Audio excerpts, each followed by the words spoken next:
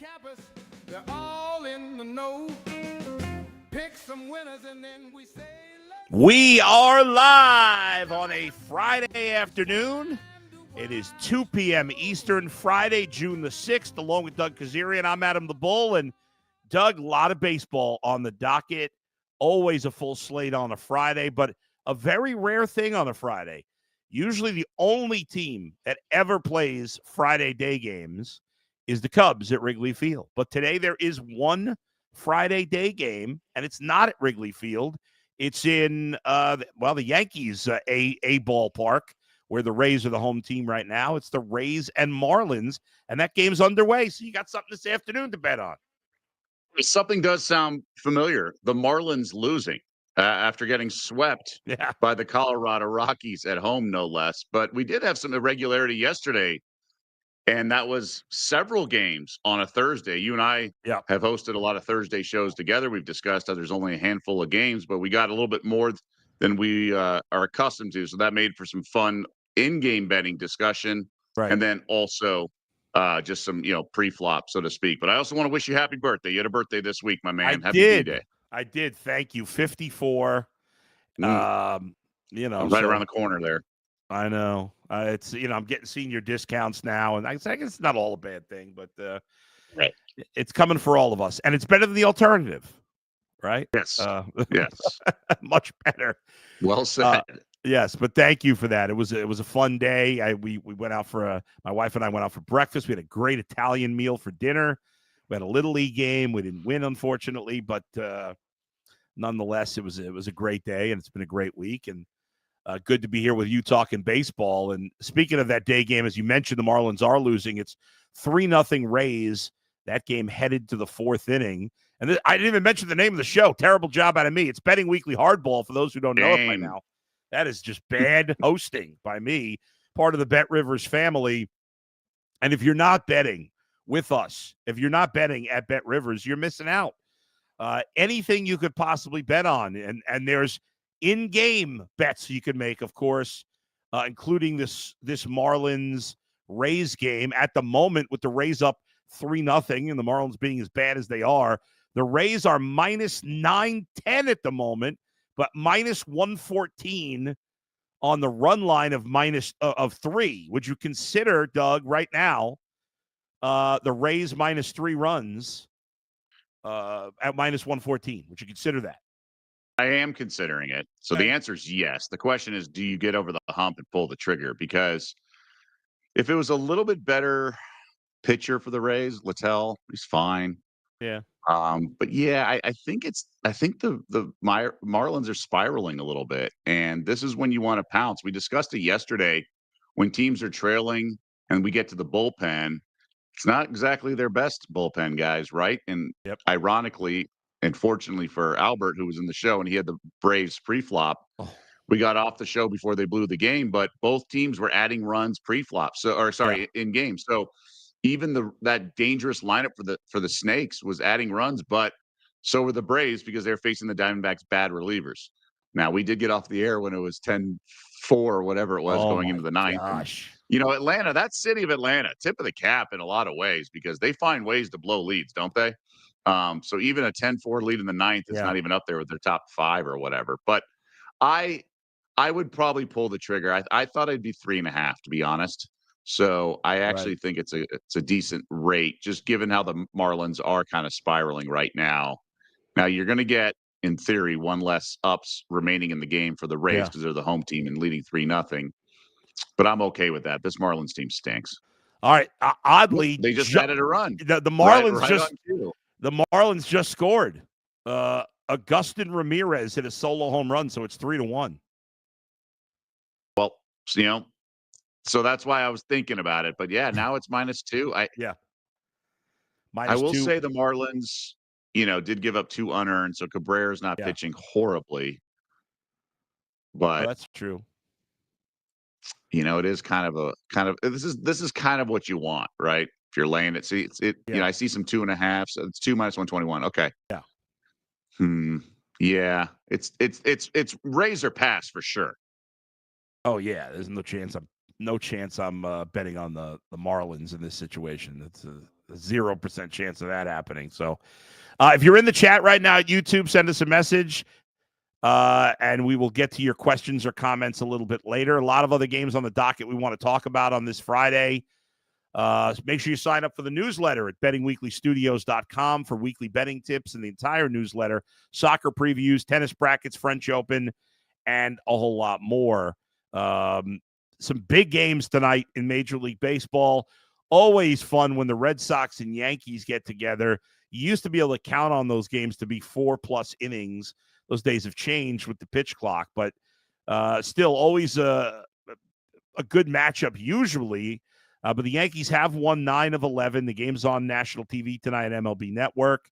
And the Red Sox are just playing terrible baseball all around. The pitching matchup in tonight's Yankees-Red Sox game, that rivalry game, it's Walker Buehler for the Sox and Will Warren for the Yankees. What are you thinking here, Doug? In the Bronx, where the Yanks are 20-10. Well, we have breaking news, Adam. I'm not sure if you knew this, but this game is also going to be Sunday Night Baseball. So I'm sure that comes as a huge shock, huge shock that these two would be on ESPN Sunday night. Yeah. Rodon's pitching, at least it's worthy of it. I have a Walker Buehler sort of support network here because I have a giant man crush. He was like one of my favorite Dodgers. I love that he pitched the last inning for the World Series and what he went through with those injuries. And I just thought he was an absolute beast. And he's the reason the Dodger fans are so annoyed with Dave Roberts because he pitched so awesome in so many big games to give the Dodgers the pipeline to a win that, Dave Roberts blew by leaving Clayton Kershaw in against Juan Soto and Anthony Rendon, things like that. So Buehler's the guy. He's a big game pitcher. I think he's coming around. I do like him, but the Braves are – I'm sorry, the Braves. The Red Sox have been in such a tailspin, and I'm not in love with Will Warren, but I feel like the Yankees are probably the right side here. But I do think it is that old cliche like the Red Sox, you kind of throw out the records, and this is probably exactly what Boston needed to sort of wipe the slate clean with how poorly they're playing. And just go, just focus on the rivalry and the intensity and things like that. Now, they did avoid the sweep, but still, it was a bad series with the Angels. And it's not a team I typically want to back, but I'd probably take a little piece of them, although I expect to lose. I think the Yankees are going to win the game. All right. Yeah, I'm with you. You look at the Yankees, Will Warren, and how he's pitched of late. He had been pitching great. He had, I think, 5 starts in a row. Let me just double check that. Really more than that. He had 6 starts in a row. No, I was right the first time. 5 starts in a row where he pitched really well. And then in that series against the Yankees, he just got destroyed. I'm sorry, against the Dodgers, he got destroyed by your team. The Dodgers gave up 10 base runners in an inning in the third and got crushed. So I don't know what, Will Warren overall has pitched pretty well this season, but his ERA, I think, a little misleading by that game and 1 or 2 others earlier in the season. But it's hard to pick against the Yankees at home, especially with the way the Red Sox are playing. They've been pretty awful of late. So they have. Yeah. I haven't given up hope. Like there's these other teams, not the bottom 3 or whatever you want to call them, with the Rockies and White Sox, but they're not a team that's completely spiraling. They're struggling, but I do think this is a series that if they took 2 out of 3, could sort of turn around their season. No doubt. Yeah, I mean, they're it's a good team. drastic comment in a long season, but you know what I mean. No, I agree. I mean, listen, they've lost 8 of 11, so they're really scuffling. But in an American League, and we've talked about this a lot, where only the Tigers and Yankees are significantly over 500, there's no reason Boston couldn't turn it around. I mean, if you look at the wild card race, they're 4 games back of the Rays and Blue Jays, who are tied for the final wild card. So, yeah, you have to hop over 3 teams, but you're only 4 games back. We're only in the beginning of June. I mean, it's a long way to go. So, nobody teams a little smoke and mirrors too. They're not a juggernaut to catch. Yes. No, I agree with that. All right, let's go really, this game will get the most hype, the Red Sox Yankees. But the best game of the weekend, the best series of the weekend, is the Cubs and the Tigers. They have the two best records in all of baseball. Tigers got the best record in the American League. Cubs have the second best overall record and the best record in the National League. Big pitching advantage for the Tigers tonight, obviously, when you've got Tarek Skubal, who's the best pitcher in baseball. And the Tigers, even though the Cubs' bats have been great for most of the year, are minus 200. The Cubs are plus 155. You rarely see a team that has the second best record in baseball be that big a dog at plus 155. Could you lay that on the Cubs tonight, even though it's against Skubal, or no? No, I like Skubal. He's such a solid and reliable guy. Now, your Cubbies have been good, and I wouldn't be shocked if it's a pitcher's duel and the Cubs maybe rally late, eke out a win. But I think the pitching matchup just so drastically favors Detroit. Yes. I know it's a lot of candy and enticing to take a piece of the Cubs, but it's just a tightrope act to try to beat Skubal and some of these aces. I mean, those have been paying attention to the show. I like to back the good pitchers, the really good pitchers. I understand math is math, and you need, in this case, if the Tigers are $2, you have to win 67% of the time. So I get it, but I'd rather go to war with Skubal and lay runs and things like that. I'm okay. It's Tigers run line or pass, something like that. Maybe a first 5 run line. I mean, I laid a pretty big number with the Yanks and Max Fried and was scoreless through 3 yesterday, but then he got there, right? Right. That I did not respect. I thought he'd bounce back from after getting knocked around by the Dodgers. So for me, it's first 5 run line or pass.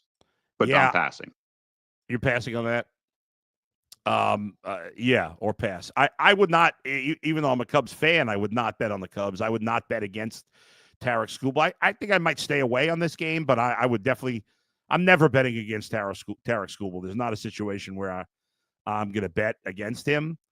I kind of like both guys in terms of strikeouts. I like Tarek Skubal over 7.5 Ks at plus 105.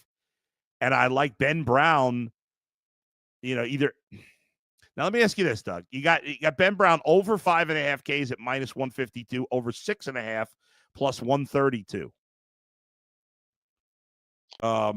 He had 9. I have a buddy who's an arbitrage better, and he kind of he basically tries to create arbs and knows the value, right? So in NFL betting, okay, the market has eventually kind of learned the value of a half point on 3, right? The key number of 3. Yep. It's not just 10 cents to buy it on an NFL game.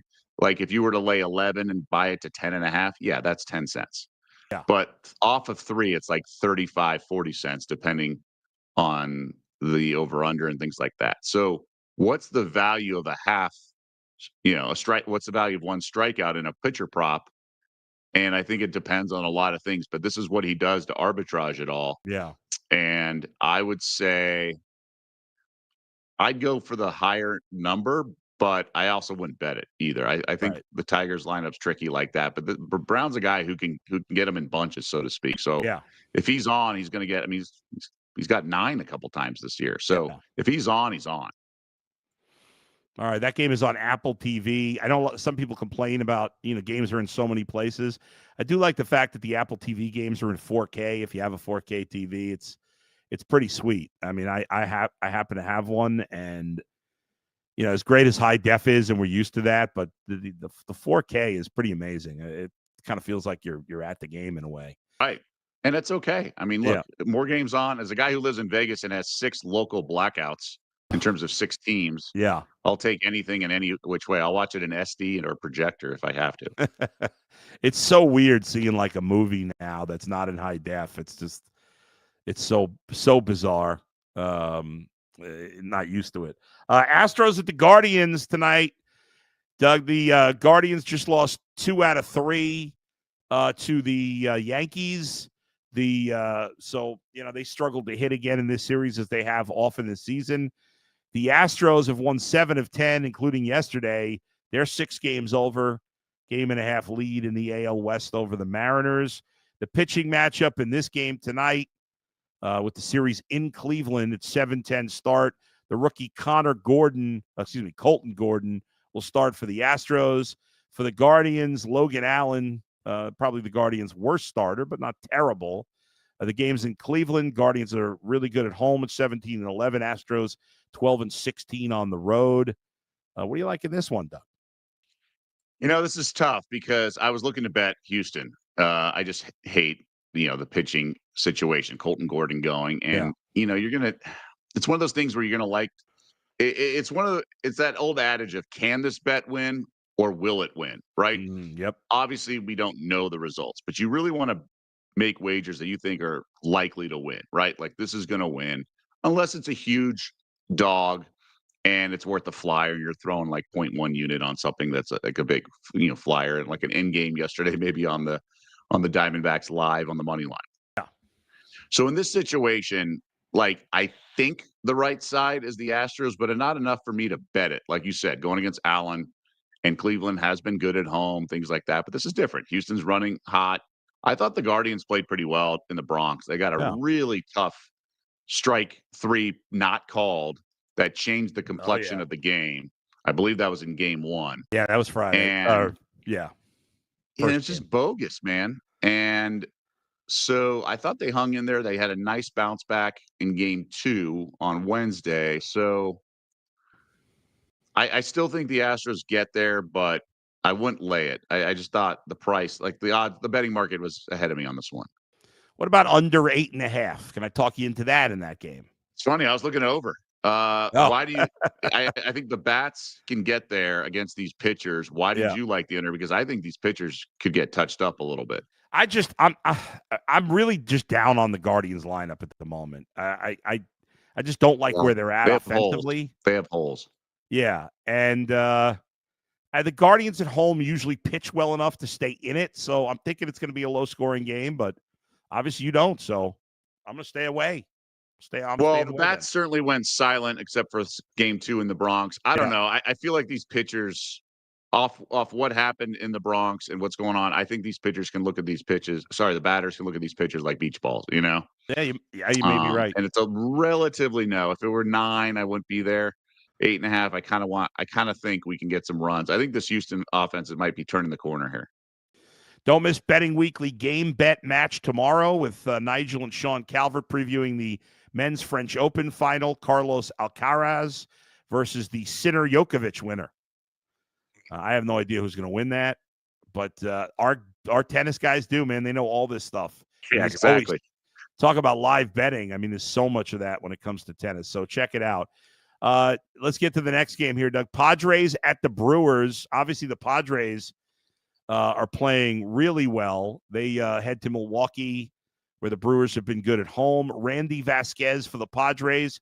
Chad Patrick. He's been a huge surprise for the Brewers this year. They seem to get this every year. They get a pitcher that nobody heard of. He's a throw-in a trade. He's a mid-tier prospect in their system, and the guy just goes out and pitches great. This guy's got a 2.97 ERA. I bet you 90%, 95% of casual baseball fans never even heard of the guy.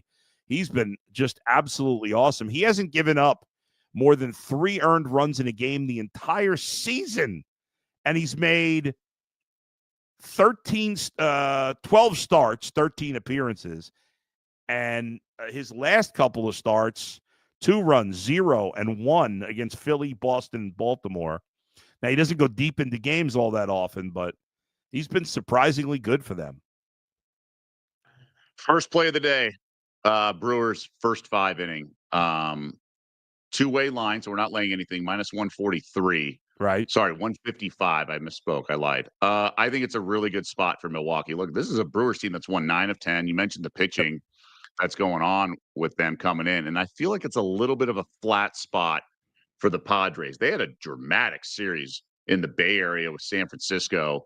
Not ridiculous, but emotional comebacks in games 1 and 2 of the series. Yep. Then leading 5-0 in game 3, the Giants come back late and score 6 runs and win. Yeah. And then yesterday, the Giants get the split in a 4-game series, another 1-run game.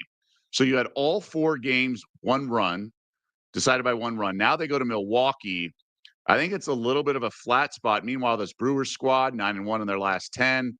We talk about Cardinals and stuff like that. This Brewers team is, like you said, one of these, they do it seemingly every year. I think it's a bet on spot for Milwaukee. And it would make a lot more sense if this were football or basketball, where it's a team game and the situational handicapping matters so much.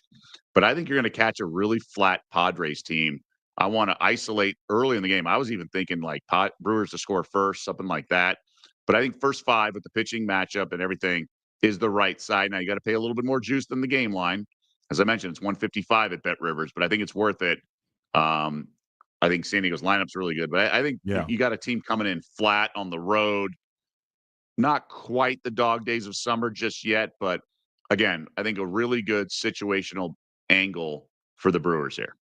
By the way, if you bet on the Marlins or the Rays, with 3 runs, they had the bases loaded, 1 out just now in the bottom of the 4th, up 3-1, and strikeout line out, inning over, so they don't score.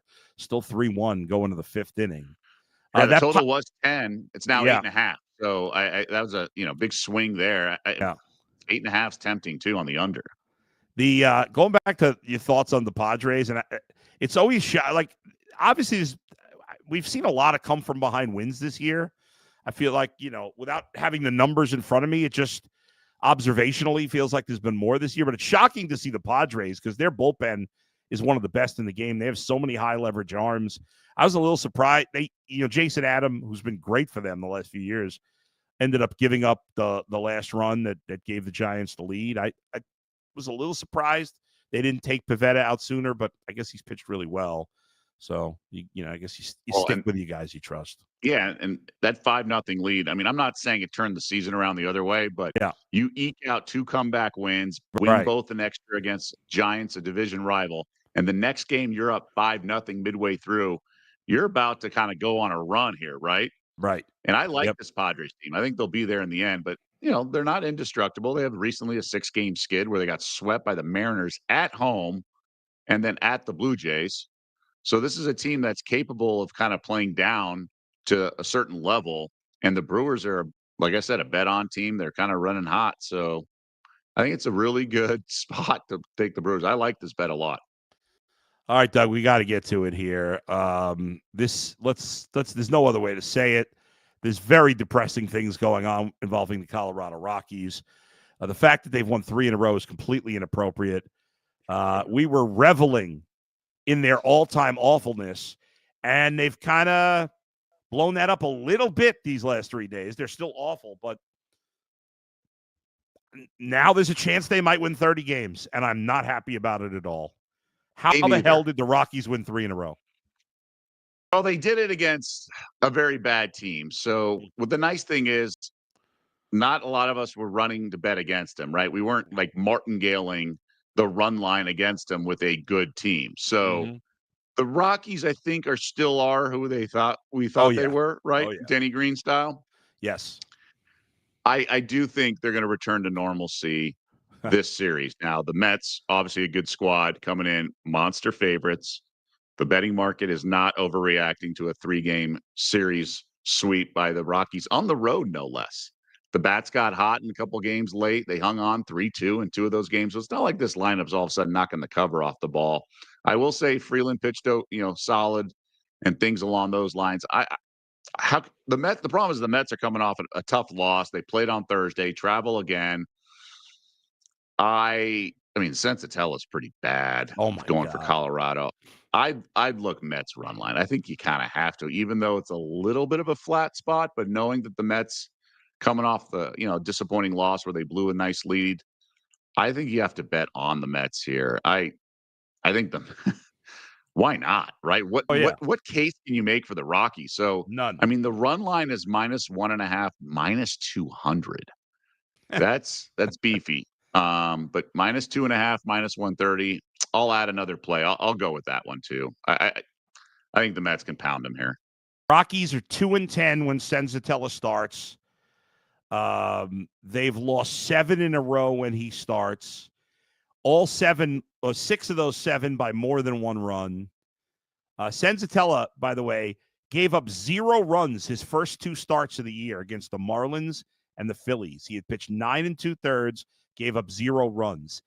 In the 10 starts since then, he's given up 46 runs in 48 in the 3rd inning. So an ERA of almost 9 since his 3rd start of the year.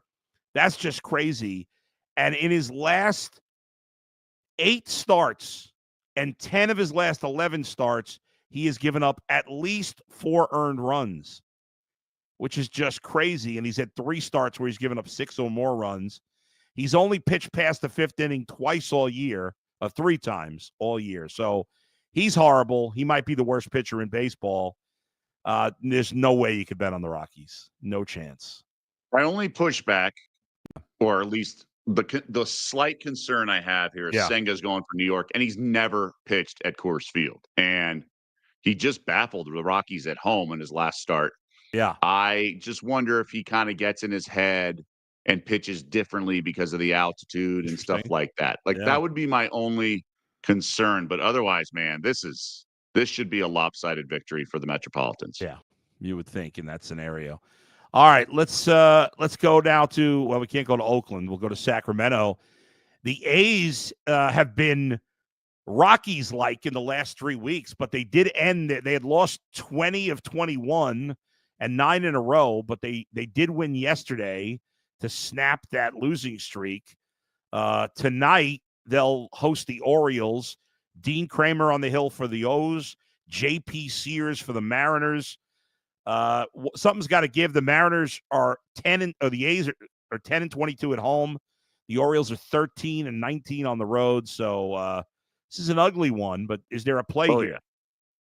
Well, first of all, impressive work by Albert Nguyen, who was on the show yesterday. He said that the Athletics were the right side, even though they were 1 and 20 in their last 21, and it was a beatdown, right? Yeah, so pretty nicely done. Now, this Orioles team, we talked about them, and I read some text messages from an oddsmaker talking about the market had not corrected and that they were overvaluing. And the guy who I texted was saying, like, quoting him, I'm even guilty of it too. So he was admitting that he's pricing them poorly, but they've turned the corner. They've won 6 straight back-to-back sweeps in Seattle after home to the White Sox. Now, nothing to write home about, but they're also facing the A's, who are nothing to write home about either.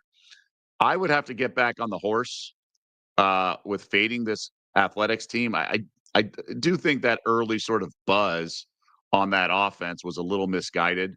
Although the bats broke out yesterday, I like Sears a little bit, so I wouldn't get involved.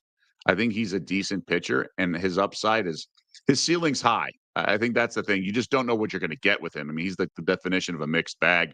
And frankly, maybe even this Athletics lineup to a lesser degree is a definition of a mixed bag. I think it's a little bit of the O's or pass, but I'm not willing to bet because I don't want to lay juice against Sears, who has the capabilities of pitching well.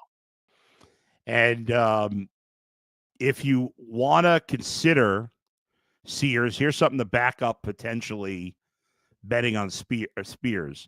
So far this season, against left-handed pitching, the Orioles as a team have a hideous 546 OPS. Their batting average, the Orioles' batting average against left-handed pitching is 199. So these are horrible numbers. The Orioles have only hit 6 home runs against left-handed pitching in 545 plate appearances, 6 home runs. These are historically bad numbers against lefties, Doug, and Sears is a lefty. So even though they've been better lately. I consider some reverse line movement, or reverse lines, or alternate lines, like A's minus 1.5 is like plus 188. It's not enough. I wanted like plus 230 or something like that. Yeah. Given you're the home team and you're the dog and you're going to lay a 1.5. First 5, it's even worse because it kind of favors Sears, if you will. Mm-hmm. I mean, the 2-way money line is only plus 106. So but like the 3-way is plus 128. So I can't lay a half run for 22 more cents, right? Right. That doesn't make sense. So I would think about it. It sounds like it could be a feast or famine game for the A's if Sears is on. So I would almost Could I interest you in an Orioles team total under, given that bad pitching? And that's 5.5, Bull. Yeah. 5.5. Yeah. You know what? You could. And part of the reason why I was thinking about this, even though the Orioles have been hot, they haven't scored a ton of runs. You said the over on the Orioles team total is 5.5. Yeah. And minus this, 108. So it's reasonable. In this 6-game winning streak, they have not scored more than 5 runs, believe it or not. In fact, they've won 9 of their last 11, and yet in all 11 games, they've scored 5 runs or less, the Orioles. Now, we could go game under. Kramer's pitched well lately, that is. I don't love this Oakland lineup. No, I don't either. So is it better to do the team total 5.5, banking on Sears? Yeah. Or do you do sort of the game under of 11 in that ballpark? Like, that's the problem. It's in Sacramento. Yeah.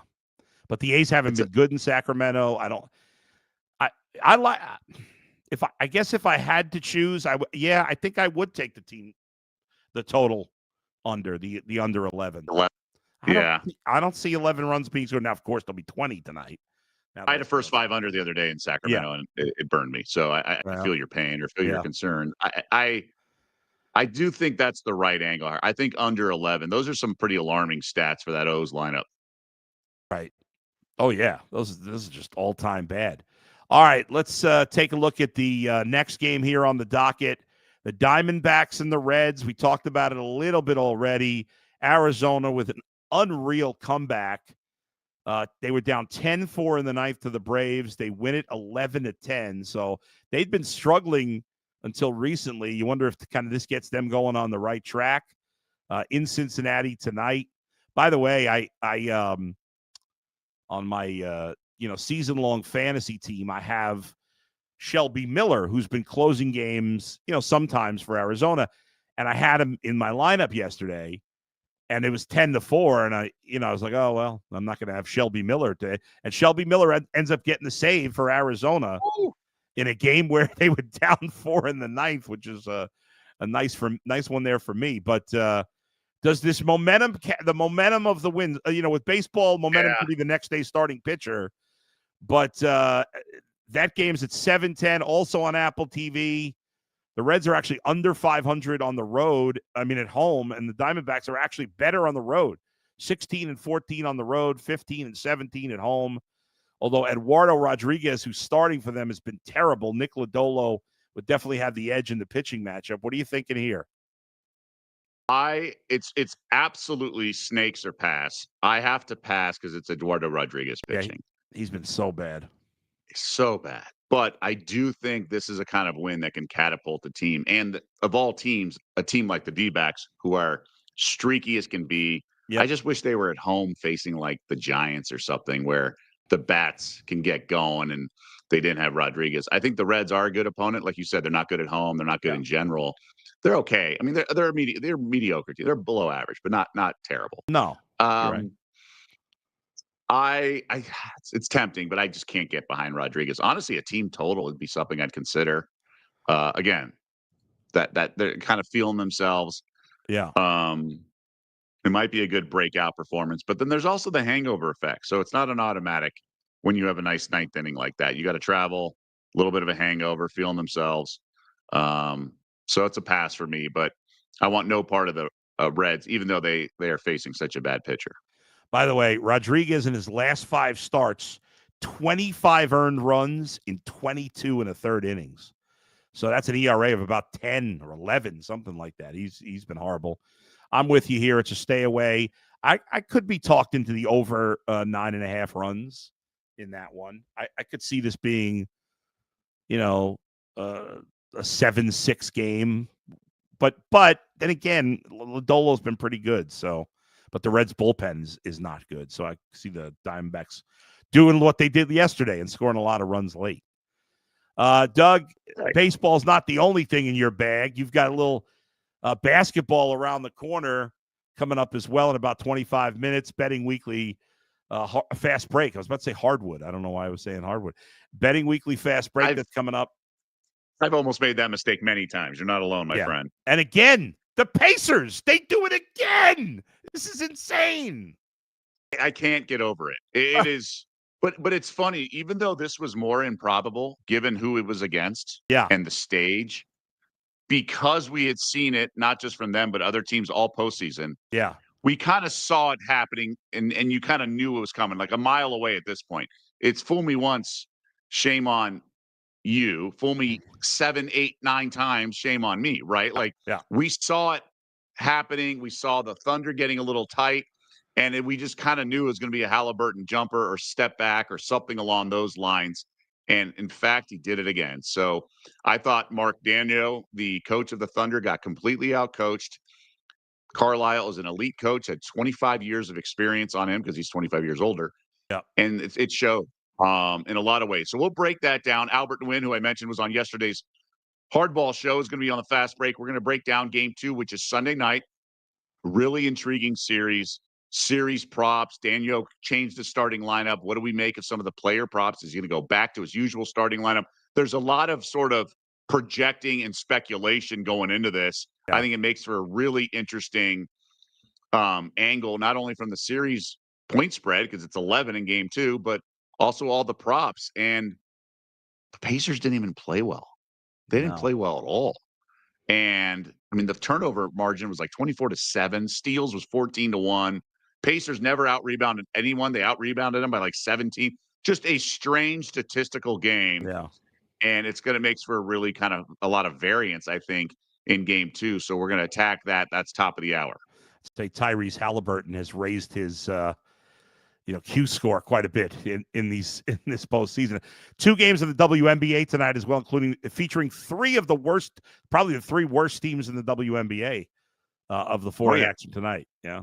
And I might be on one of the ugly teams, one of the 1-win teams in the first quarter. Like, that's the angles we're talking about here. I think it's a great, and I like a prop as well. So again, point spread is a great equalizer. That's the beauty of the point spread in betting, is we can, sort of entertain ourselves. Although one of the games has a 1.5 point spread because they have combined 3-13 record, and Paige Becker's unlikely to play. Right. So, she's kind of must-see TV in a lot of ways, and she's not even going to play. But nonetheless, the point spread makes it must-see TV as well. So we'll break both of those games down as well. Still 3-1 Rays over the Marlins. That game now on the top of the 6th, so nothing has changed there. Let's quickly hit you with the other games tonight and the pitching matchups you might want to consider of the games we didn't mention. The Phillies are at the Pirates. Joe Ross and Bailey Falter in that game. Rangers at the Nats. Patrick Corbin against his former team. Michael Soroka for the Nats. The Royals are at the White Sox. Royals split a doubleheader yesterday. Seth Lugo on the hill against Davis Martin. The veteran journeyman's pitched fairly well for the White Sox. Blue Jays at the Twins. Blue Jays starting an opener, and Paxton Schultz against Bailey Ober. The Dodgers and Cardinals tonight. Justin Robleski will get called up and to make the start for the Dodgers. He'll be opposed by Sonny Gray. The Mariners never do well at Busch. Be careful there. I think it's Cardinals are past there. There's a lot of teams that don't do well at Busch. That is I have not been. Have you been to Busch Stadium? I have. I went as a media member, actually, like early in my career, so almost 25 years ago. It was awesome. I saw Mark McGwire at Busch and shared an elevator with Bob Costas. I was a young pup right out of college, so I was wide-eyed. And LaRussa yelled at me, a reporter reprimanded me because I was holding the mic too high, because I was literally, I think I was an intern. Yeah, I was an intern for the summer. Yeah. And I was holding it in the shot of other people. And he was at least nice enough to me to pull me aside. He didn't yell, but he pulled me aside and reprimanded me. He didn't say, hey, kid, in a nice way. He said, yours is my shot, but it was after the fact. So I felt less humiliated. But, you learn. That's how you learn. You got to break those eggs to make the omelet. That's right. So I held it too high and other people shot. So that was bad. Yeah, I think anybody in the business has had that experience a time or two. Mariners at the Angels. Bryce Miller be on the hill for the Mariners tonight. For the Angels, the veteran Kyle Hendricks. And the Braves at the Giants. Spencer Schwellenbach, love saying that name. He'll be opposed by Hayden Birdsong. 2 good names. There you go. Any final thoughts here, Doug, in the recap of your picks for tonight? We talked about the Diamondbacks, like how do you play on them? What about the Braves blowing that game, now flying to the Bay Area? For me, with Birdsong on the bump, it's Giants or pass. I want no part of the Dodgers in this matchup. Sonny Gray's not my favorite, but not my least favorite either. Yeah. They're favorites. So I think this is like the 5th time this season the Dodgers are underdogs. If we get that closing line, I know it's minus 106 for LA, so it could shift that way a little bit. So they're 2-2, I think, as a dog this year. I do like the Twins a little bit in that game. I know the Blue Jays had the nice win yesterday. Albert was on that game as well. But of the games we mentioned, I think there's some sneaky, really good matchups, as you alluded to, but nothing that I want to pull the trigger on anymore. I was thinking about that team total for the Orioles under 5.5, but ultimately you want to pass. So I'm just Brewers first 5 on the two-way line, minus 155. And I'm going to fade the old Rockies, a show staple. There it is. Mets 2.5. minus 130, but we'll do it again. Hopefully their pitcher doesn't get rattled by the Coors Field, but I believe in Senga. All right, and speaking of the Braves, good news, reinforcements coming up. Craig Kimbrell, 38 years old, close to being out of baseball, but they are calling him up from the minors. So there you go. All right, good luck, everybody, this weekend today with all your bets. Hope you have great success. Thanks to Chris and Alex for producing today. We'll be back next on Monday at 2 p.m. Eastern. Betting Weekly Fast Break is coming up next, all from Betting Weekly Studios, part of Bet Rivers. We'll see you next time.